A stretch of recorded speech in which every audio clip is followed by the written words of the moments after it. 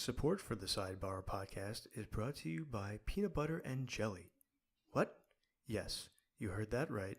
Peanut Butter and Jelly is back, and it's better than ever. Allergen-rich, fair trade negative, and guaranteed to make your child unpopular at school. In new flavors like white grape and prune, how could you not go wrong? Peanut Butter and Jelly. It's jelly and peanut butter together.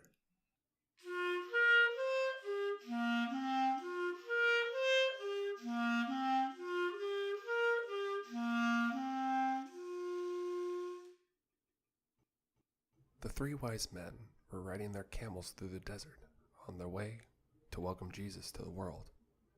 But then they remembered they forgot the myrrh. Welcome to the Sidebar. I'm Clint Myers-Novak, filling in for Sebastian Morales, who is currently donating blood to albino orphans. Theodore Featherstone is a writer and contributor for Field and Stream magazine, which is a magazine featuring fishing, hunting, and other outdoor activities. His article, Fishing vs. Phishing, compares and contrasts the sports of hunting fish with the sport of hunting for the tastiest jams and tripped out grooves. Theodore Featherstone, welcome to the Sidebar. Thank you so much, Clint.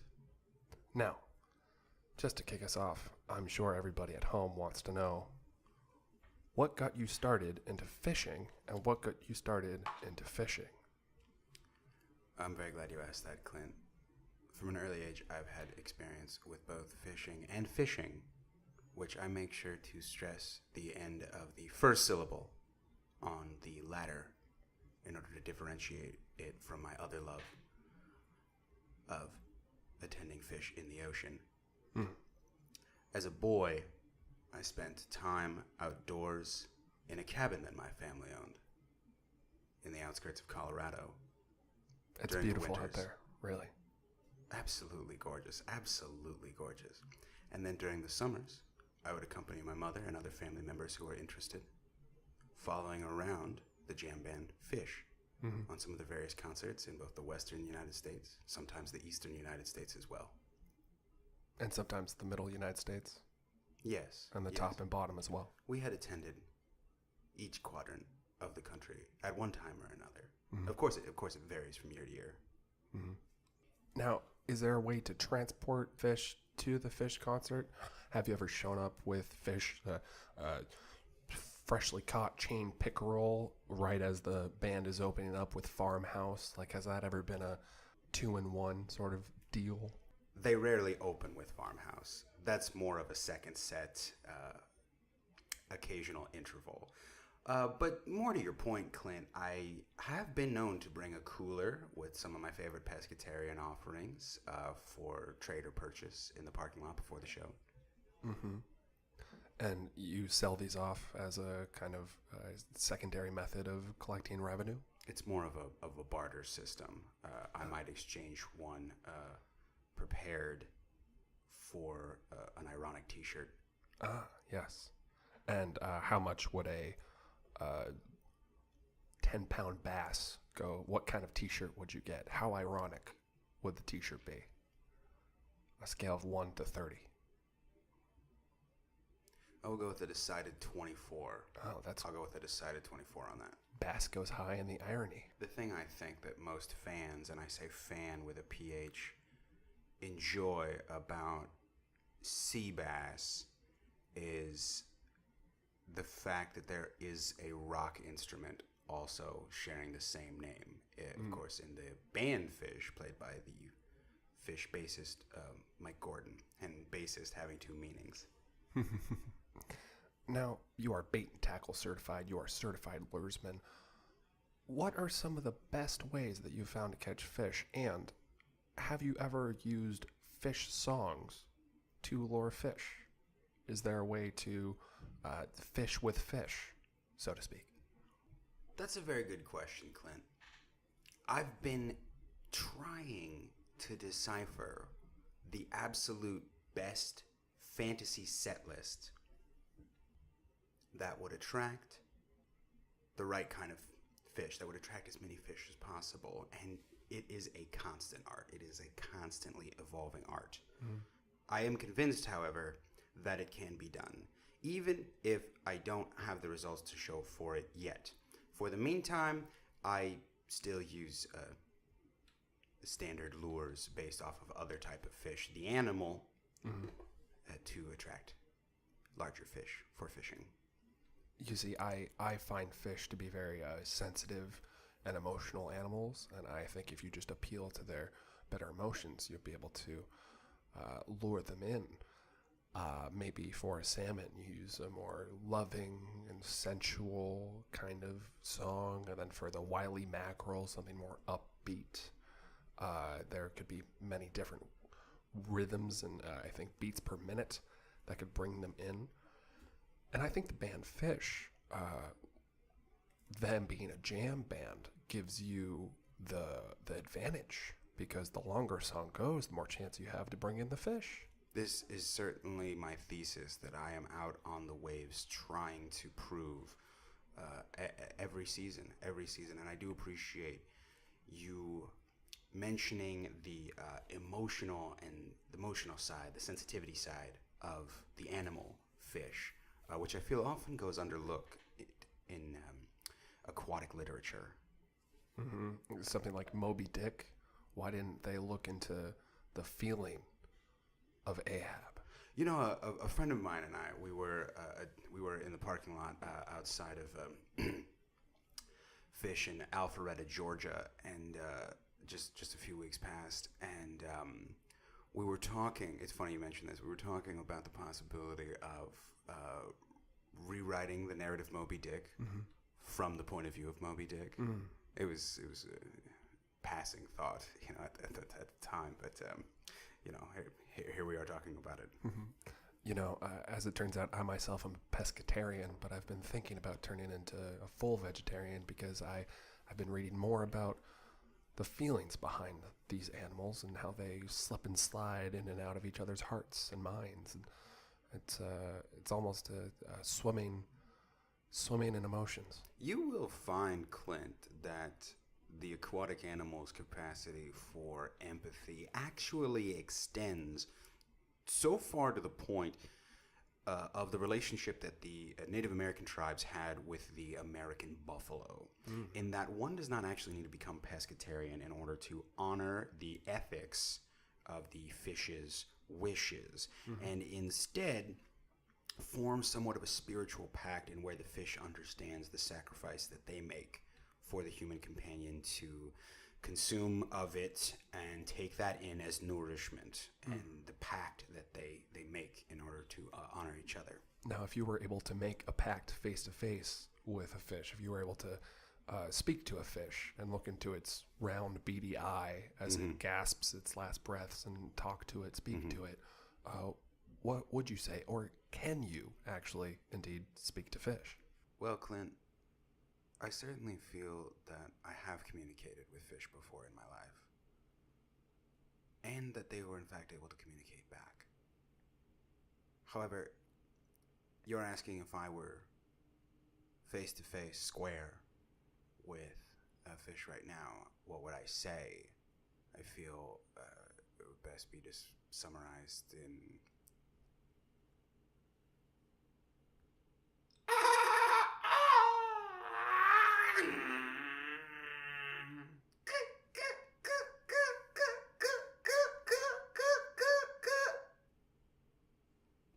And that, of course, is Sylvia Plath.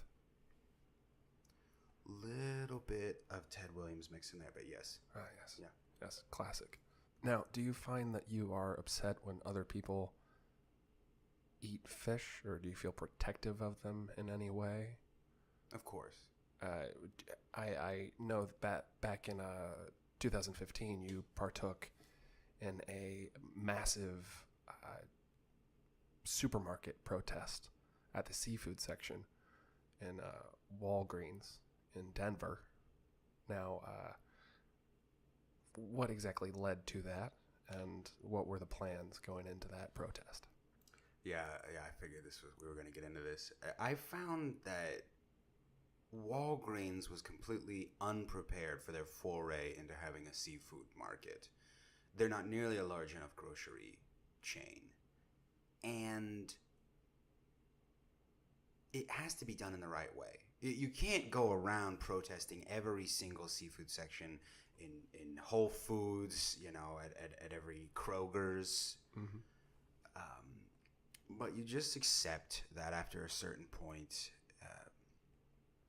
they're doing the best they can. However, Walgreens, I found, was completely unprepared, completely underfunded, and lacking in the necessary resources to treat the matter with the proper ethical considerations. So that led to our 2015 protest, which was quite successful. Not a single Walgreens in the rest of the country has ever carried a seafood product since. This is true. And of course, when you talk about necessary products to take care of the fish, you're of course talking about fish playgrounds and fish training wheels so that the fish stay muscular and are thought to be in a stream. Well, ideally, an entire FAA regulated fish daycare center. It's the Fish Association and Aquatics of America. Mm-hmm. And the FAAA, of course, oversees most sea parks and actually was instrumental in shutting down some sea worlds. They thought they were too big to fish, and that was not the case. Now, what exactly makes a fit fish? What makes a fish according to FAAA? Purity of spirit. What else? No musculature, no defined.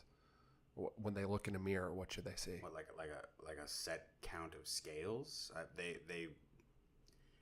I would feel that'd be discriminatory, and as so does the FAAA. No buff shoulders.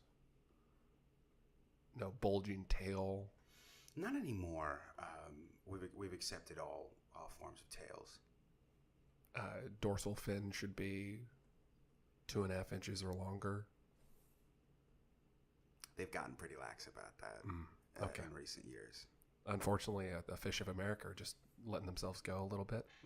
Well, to some extent, I don't feel that's fair to say. I think we're just more including of all forms of fish. Yes. What about some of the recent scandals of fish juicing that have gone into making fish more readily passing of the FAAA tests? Real hot button issue right now, not gonna lie. I'm trying to tread carefully here.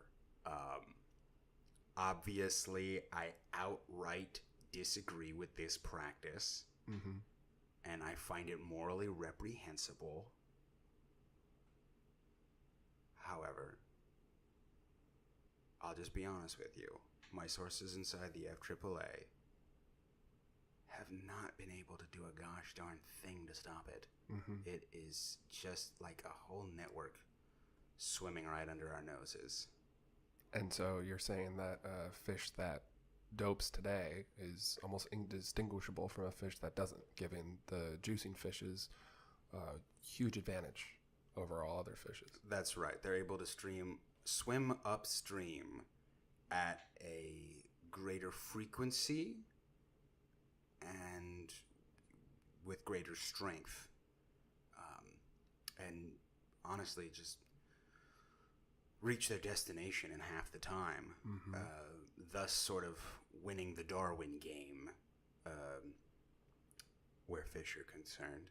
Unfortunate for most non-juicing salmon. Now, you're putting your two loves together, fish and fish. Am I doing this stress? Yes. Absolutely. Fish and fish. You're putting them together in your new, you talked about it earlier, Moby Dick the musical.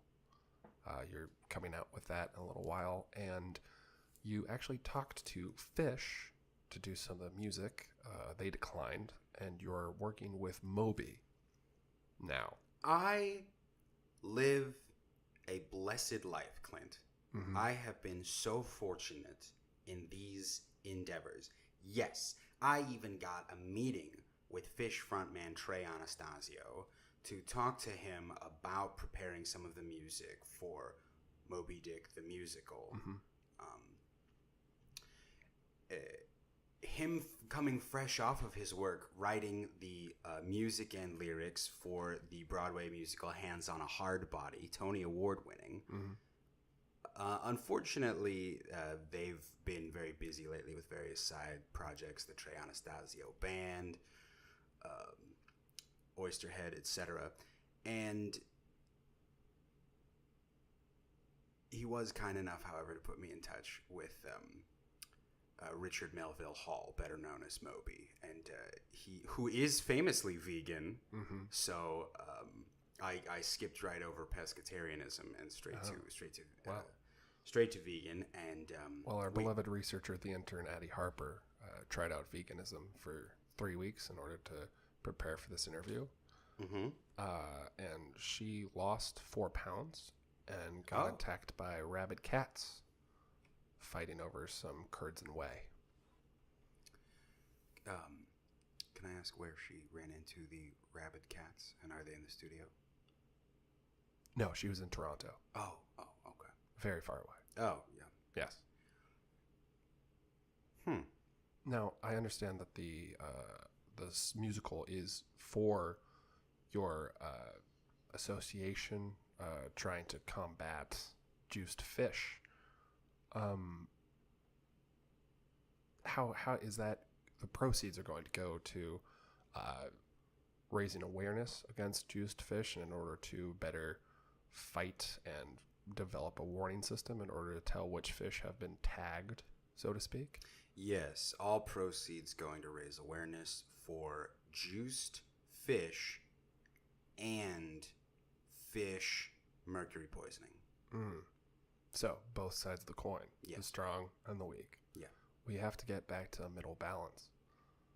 A better pH balance, yes. Your compatriot, Yes. shall we say, Moby, what is his name, full name? Richard Melville Hall. Richard Melville Hall. You know, that's funny. I don't think I ever knew that. I just know him by his name, Moby.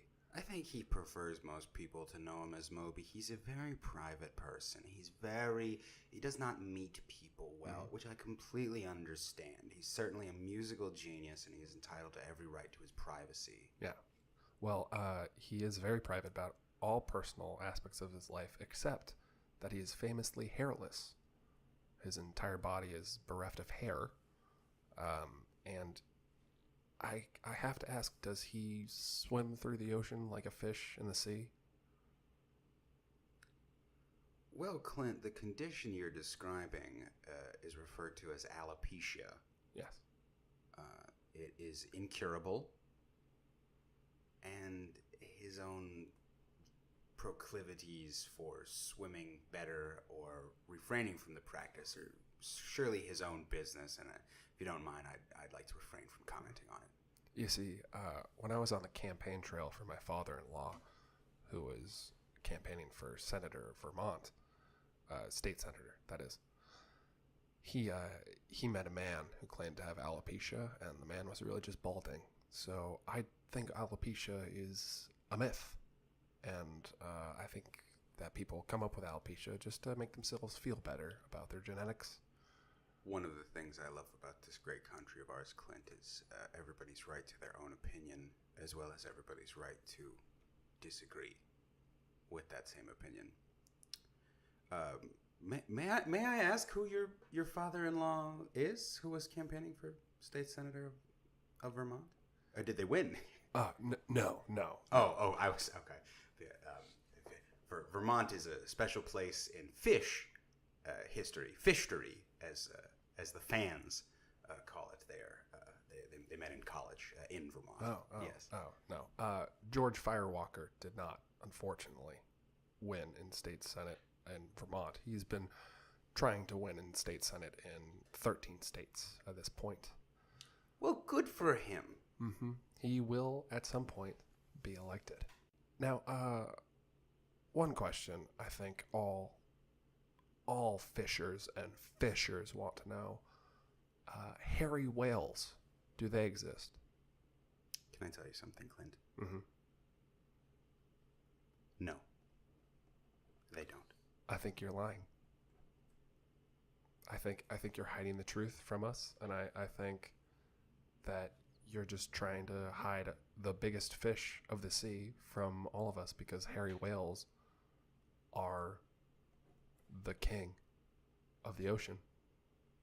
It's like Bigfoot of the sea. I don't know if you found hairy whales prints anywhere, but they certainly don't exist. I can conclusively say it's little known. I feel all of the looking into the matter has just been speculative, and I don't find the research credible. It's like the Loch Ness monster of the water. And people will continue to keep looking for it, and God bless them if they're so convinced in their search. I, however, don't believe it for a minute. Well, I will have you know, Theo, may I call you Theo? Theodore. I will have you know that I have dedicated my life to finding that hairy whale.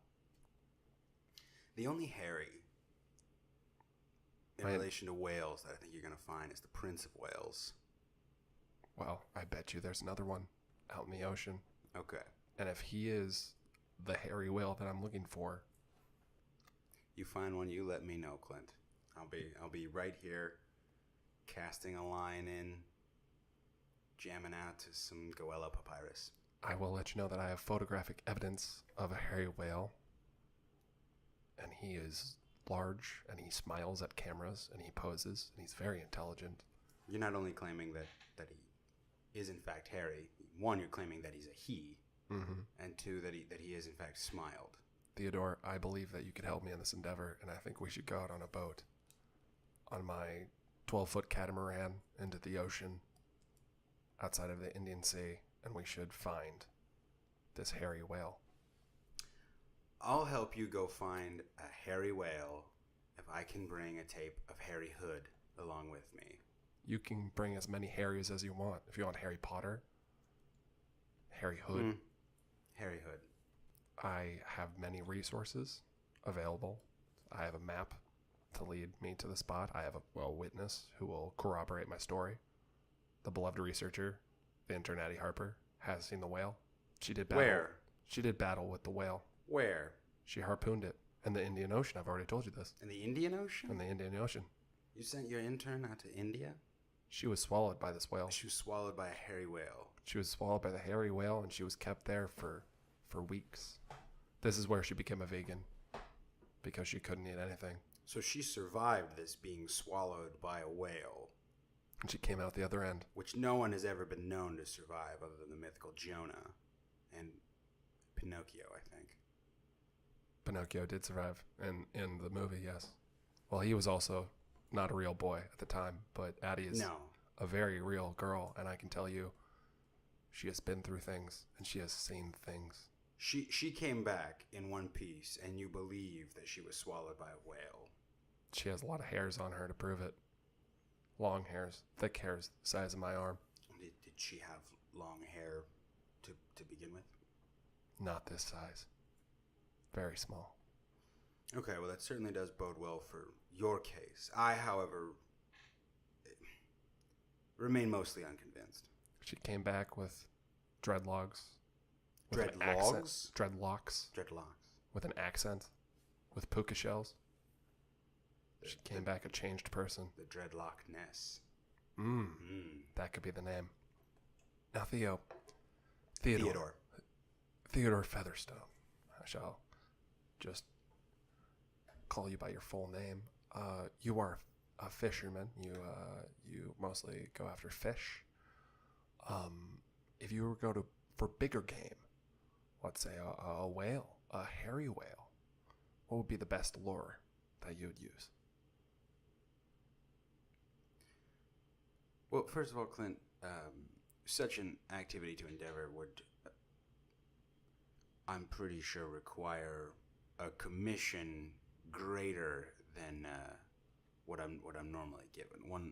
One does not simply go after a whale without proper compensation or promise thereof. However, how much? 200,000. Noted.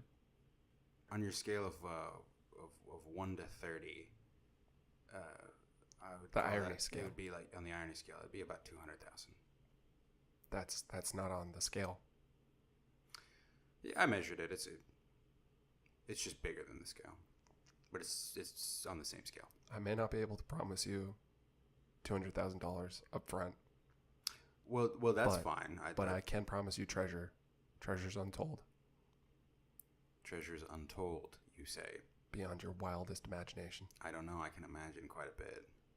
You'll have it. I better. All right. What's the job? Now we have 15 people, a 15-person crew, going out next Tuesday on the cover of Night. And we're going to pull off the greatest fishing maneuver ever created, ever made. Never been pulled off successfully before. We're doing the harpoon vindaloo. They said that was just a myth.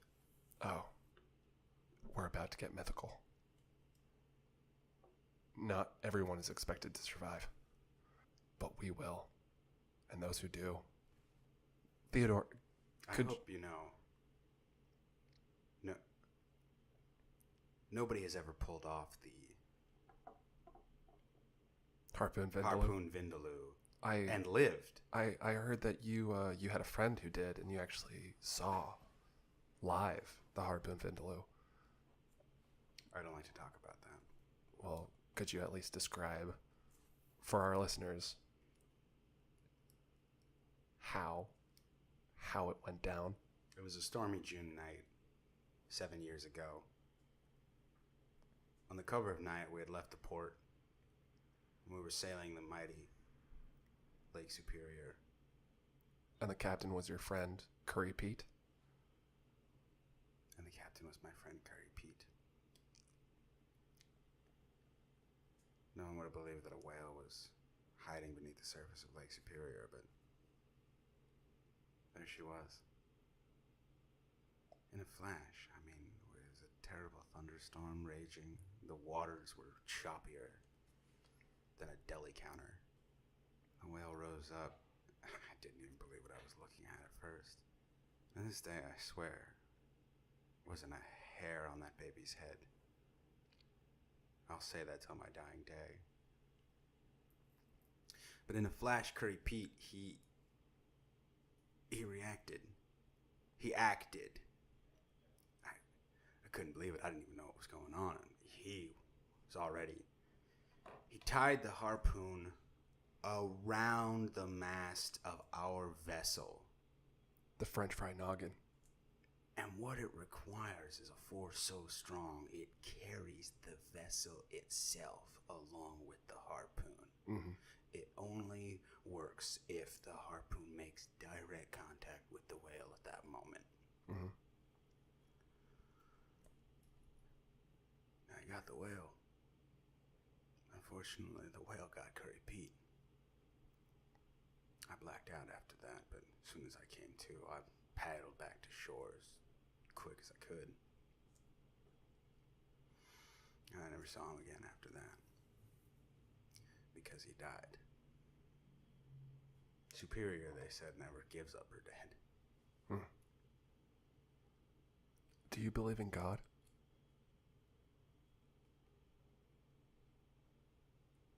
Yeah.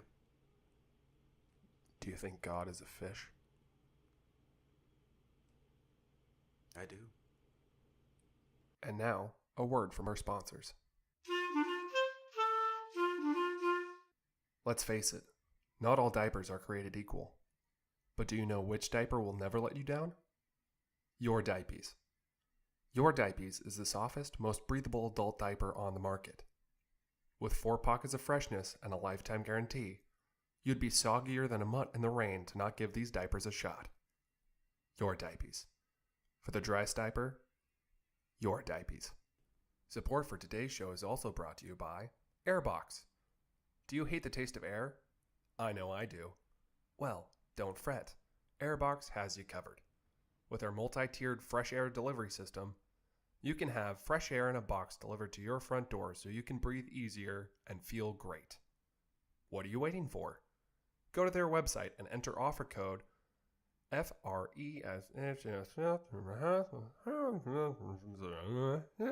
for the cheapest air anywhere.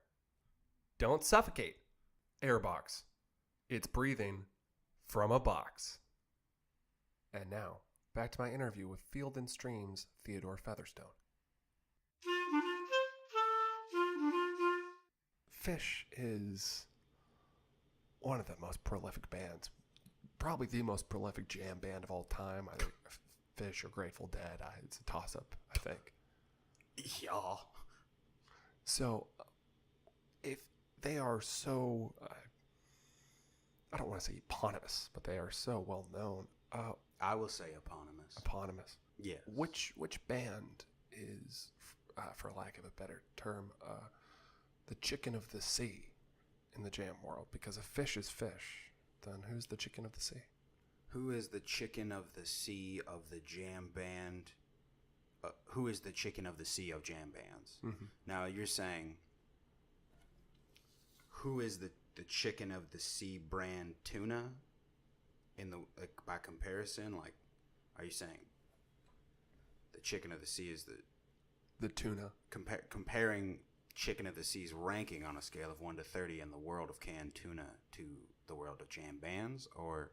Yes, I would say if we're using the 1 to 30 rating again, chicken of the sea being probably about a 12. Oh, who is the 12 out of 30 of jam bands? Yes. Oh, gotcha. Definitely Mo. Period. No, period, Mo. Period, Mo. It's just Mo, M-O-E, but they spell with a period. Oh, okay. That's an interesting way, and I understand why there are only 12, because that seems like that could be in the way of any advertising. Might be kind of hard. If you're starting with a period, people might think that you're at the end of a sentence already before you've even begun. I feel like it's sort of a prolific, or profound kind of thought, starting with the end. You know, what does that mean, depending. No, but that wouldn't work in a musical venue. Starting with the end, you'd have to end with the start. You could also put the middle in the middle. Usually that's where it goes. But sometimes it's not. Sometimes they put the middle at the end. That's a risky gamble. That's when they're really sick into like a type 2 jam, and they're just going to town with like the piano and the guitar, just like they're just sort of like they're just rising and rising, and it's continuous, and then it takes off, and it's sort of just a roller coaster of groove, and the whole stadium is on its feet, and everybody's swaying back and forth, and they got the light show, and it's just blasting everywhere, and then like, oh my God, they just like reached the pinnacle, and I don't think they can swell the energy up any higher, and then right at that like peak moment where you don't think you can get any higher, boom, they come right back in with the chorus of the song they've been doing this whole 25 minutes. So they almost drown all of the people at this concert. They drown you in music, in a sea of music. Like an effing baptism. Sorry, can I curse? Oh, yes, you can. Okay, like an effing baptism. Yes, that's on the sidebar. We don't look down upon any sort of language. It's just you and God that you have to answer to. Well, in that case, I feel I'm quite all right. So who would you say is the pearl of the ocean of music? Kind of the diamond in the rough, but in the ocean. Who is the pearl of the ocean of jam bands? Of jam bands. Who provides the pearl jam? Is this kind of what you're asking? That might be what I'm asking. Okay, I'd say the Dave Matthews Band for sure. Oh, all right. The kind of the one thing that just always keeps coming back. Exactly, and the gold standard. I mean, everybody's on board with it, And the minute you know a Dave Matthews song right when you hear it. Yeah, so. right away. Iconic sound. Got an artist signature all over it. You know that is a Dave Matthews Band song, unless of course it's a Dave Matthews solo song. But that's mostly a different thing. Now, what Phish would you bring, because you talked about bringing Phish to a Phish concert, what Phish would you bring to a Dave Matthews concert? Rainbow trout. Rainbow trout? Rainbow trout. No question. No question. Oh, and rainbow trout because... A little bit of everything. Something for everyone. Okay. Not anything to do with marijuana or anything that he... No, I think if you wanted something evocative of marijuana, I would just bring marijuana or cannabis or ganja. That is a good point. I myself have partaken a couple times in college. Have you? I smoked twice in college. Really? And only once had to call the campus police. I'm impressed. I was smoking a strain of hybrid the other day. So potent, I literally died for about 20 minutes. I'm not certain exactly. I had to go off of security cam footage. I'd do it again, though. That sounds like quite the trip. What a long, strange trip it was. Mm-hmm. And that's actually 20 minutes.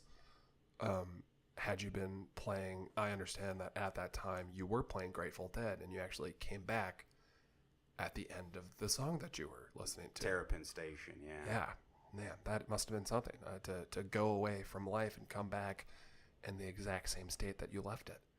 Yeah, just in time for like the reprise of the chorus. Mm-hmm. It's very nice that they have such long songs because then you might have felt, otherwise you might have felt like you had lost most of your life. I mean, I feel like you go to any Phish or Dead and Company show these days. Yeah, I'm sure there's at least a person or two somewhere in the stadium probably leaving this mortal earth for about 20 minutes and then coming back. Speaking of leaving this mortal earth, you have also not only been to a lot of Phish concerts, but you have fished many streams, many oceans, and you are prolific in the world of fishing. What would you say is the same questions as before, the chicken of the sea of streams? I'd have to go with the one behind my house. Okay. Very simple, rudimentary, kind of just Yeah, I mean, there. when you think of a stream, what you picture in your mind, that is literally right behind my house. That's why I built the house there. Oh, you built the house with your own hands? No, I built the house with about 30 other guys' hands. Okay. So... But I compensated them to do that. Of course, as I would also compensate you to come with me to the Indian Ocean in order to go on the greatest adventure. I gave you a number, and this is the time where you would counter, but you have yet to provide me with a number. I treasure beyond your wildest imagination. We already had this conversation. Okay, could you quantify treasure beyond my wildest imagination on a scale of 1 to 30? Let me just say that I have a sponsorship deal with Red Bull to pull off the Harpoon Vindaloo. And if we get the whale, and if we get footage of the whale and of the Harpoon Vindaloo, that is a lifetime contract. What are they going to pay us in Red Bull? They're going to pay us in, all those people, all those stunts people who do flips in cars and motorbikes, and they have all the Red Bull stuff. Yeah. That could be you and me. Yeah. I'm kind of good. I'm kind of good on a career as a Red Bull stuntman. Not exactly what I'm looking for. I also I don't feel like they have the best track record for pulling off stunts that work. Mm-hmm. I know they always have that thing where it's like, make your car fly, and then none of the cars ever do fly. I mean, that's because what you're talking about is the literal... I was there when the bear ate his hair. I thought it was a candy. I mean, that's... What you were talking about before is the flu tag. And the flu tag. That is a contest to see how far you can get a cardboard car, essentially. It's not built. It's not designed to last. But this glory and this redemption and this Valhalla-like moment that will get you into the next life and beyond, that is meant to last. All right, Clint, I'll consider it. That's all I wanted to hear. Your consideration is key. No one knows a body of water like you do. I dare say not. I dare say not either. What's the difference between a creek and a crick? In my experience, it's the part of the country that you grew up in. If it is a creek, maybe you're from the western part of the country, and if you say creek, you're probably from the eastern part of the country. Now, how do you catch big fish at night? Well, my first suggestion would be don't go out during the day. But if there was a specific reason why you needed to do it at night, I would suggest get a flashlight and then just do it the same way you would have. Well, there are some certain fish, some more dangerous fish, more exciting fish that come out at night.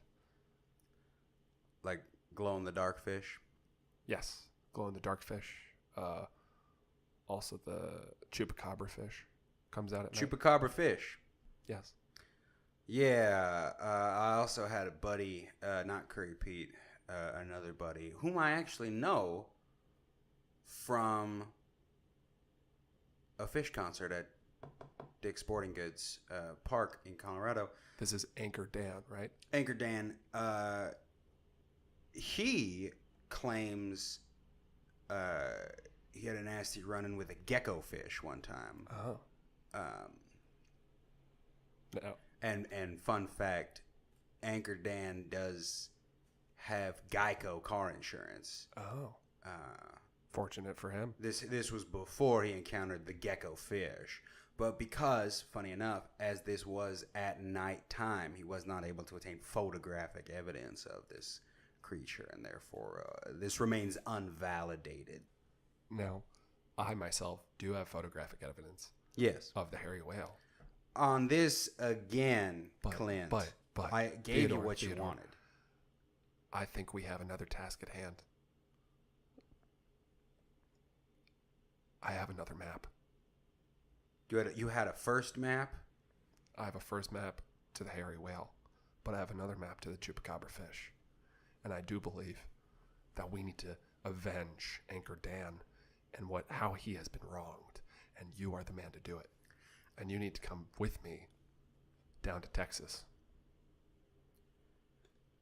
Anchor Dan is completely capable of conducting his own business.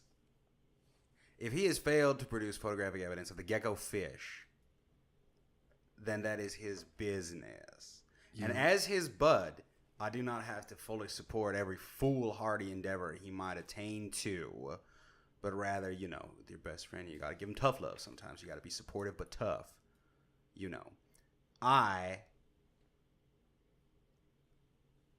Well, that's the gecko fish. On the other hand, the chupacabra fish has always fascinated me. Exactly. So are you saying that you want to go to New Mexico first? It'll be one trip. You can be my navigator, be my wing boat. All right. I tell you what. Why don't we go after the chupacabra fish first? Then if I'm feeling up to it afterwards, I'll take a glimpse at what you got on the hairy whale, but I'll give you Davy Crockett's meat locket. I have a buddy who's trying to sell me on a meat locker. Mm-hmm. But frankly, I don't keep that much meat.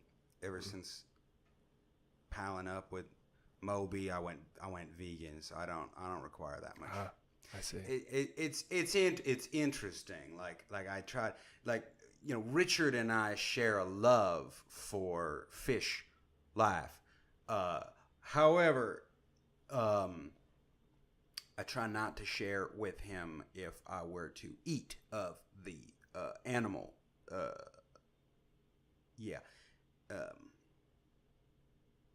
So, we just agree not to talk about that. I don't bring it up. He doesn't bring it up. All right. One last thing before you go. Of course.